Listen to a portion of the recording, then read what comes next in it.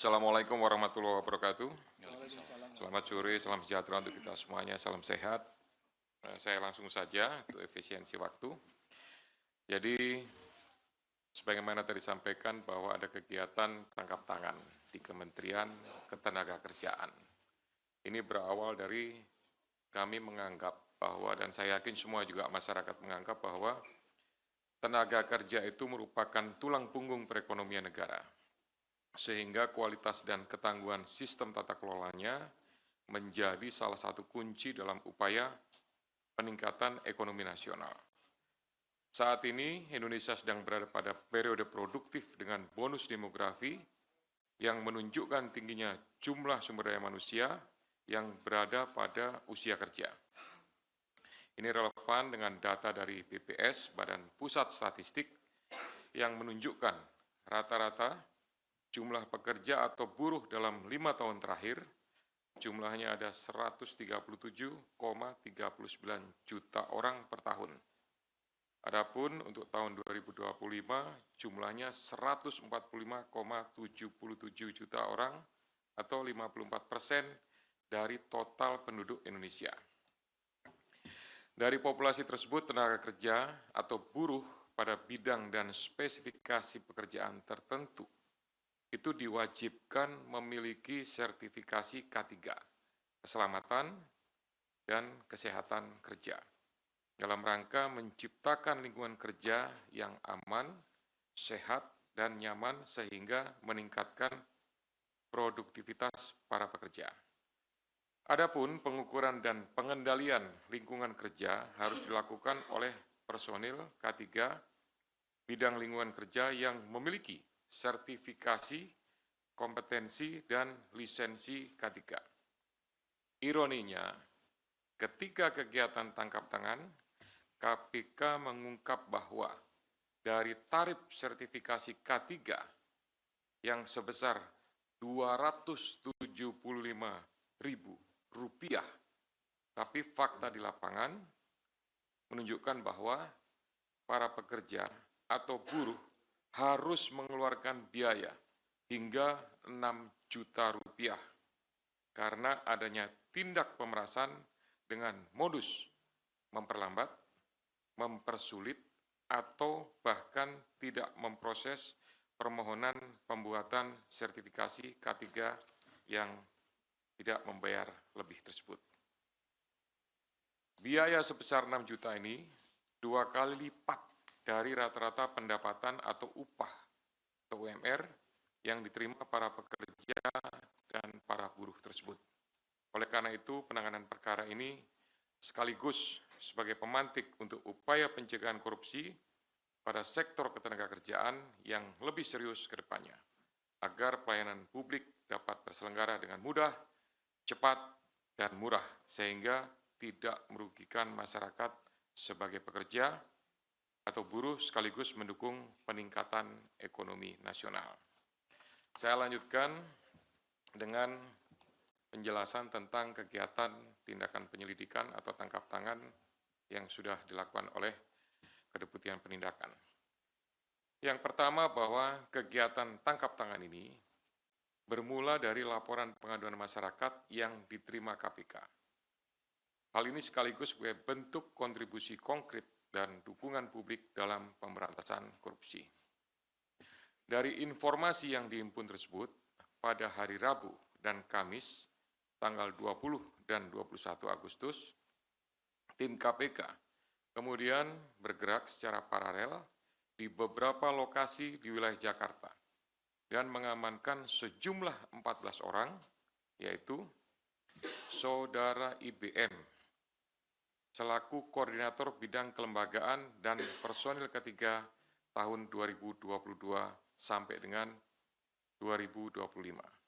Kemudian GAH atau GAH, Koordinator Bidang Pengujian dan Evaluasi Kompetensi Keselamatan Kerja tahun 2022 sampai dengan saat ini.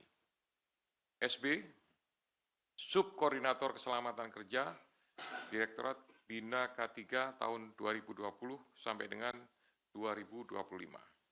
AK, Subkoordinator Kemitraan dan Personil Kesehatan Kerja tahun 2020 sampai dengan sekarang. IEG, Wakil Menteri Ketenagakerjaan tahun 2024 sampai dengan 2029. FRZ, selaku Dirjen Binwasnaker dan K3 pada atau sejak Maret 2025 sampai dengan sekarang. HS, Direktur Bina Kelembagaan tahun 2021 sampai dengan Februari 2025. SKP, Subkoordinator, kemudian SUP, Koordinator juga, kemudian ada TEM, ini adalah pihak PT, perusahaan jasa, PT Chem Indonesia, kemudian MM dari perusahaan jasa juga PT Chem Indonesia, dan Direktur Bina Kelembagaan tahun 2021.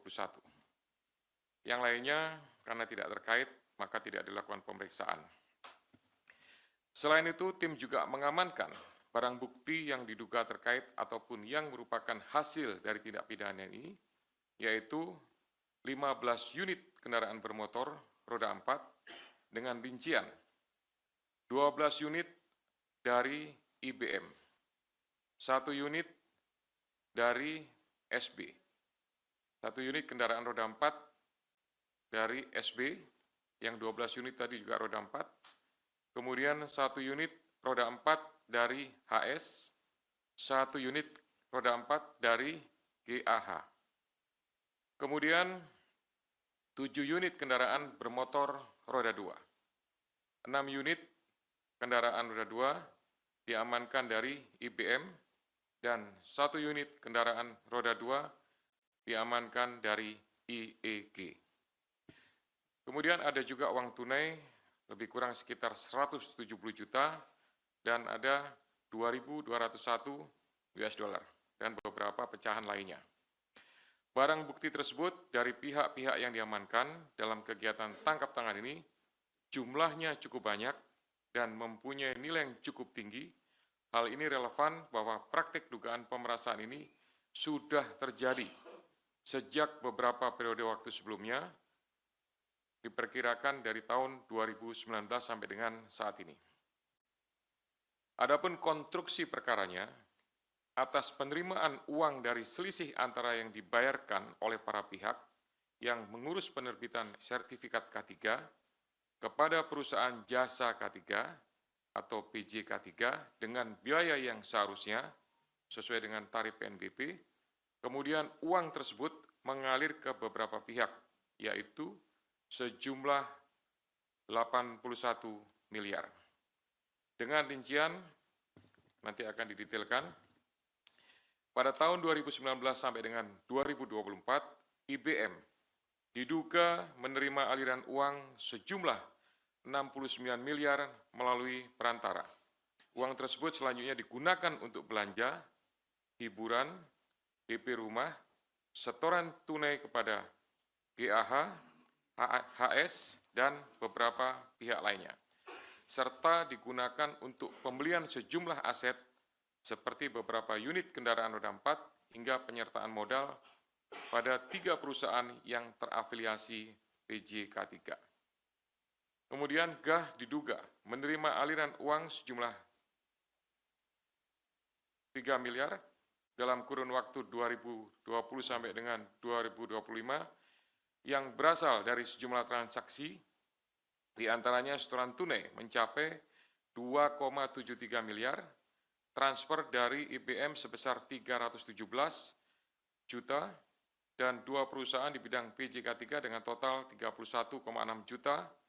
Uang tersebut digunakan GAH untuk keperluan pribadi, dibelikan aset dalam bentuk pembelian 1 unit kendaraan roda 4 sekitar 500 juta, dan transfer kepada pihak lainnya senilai 2,53 miliar.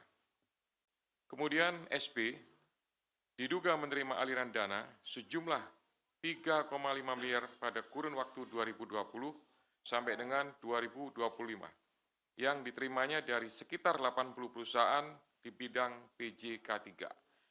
Uang tersebut digunakan untuk keperluan pribadi, Di antaranya transfer ke pihak lain, belanja, hingga melakukan penarikan tunai sebesar 291 juta. Kemudian AK diduga menerima aliran dana sejumlah 5,5 miliar pada kurun waktu 2021 sampai dengan 2024 dari pihak perantara. Kemudian sejumlah uang tersebut mengalir kepada pihak penyelenggara negara, yaitu IEG, sebesar 3 miliar pada bulan Desember 2024.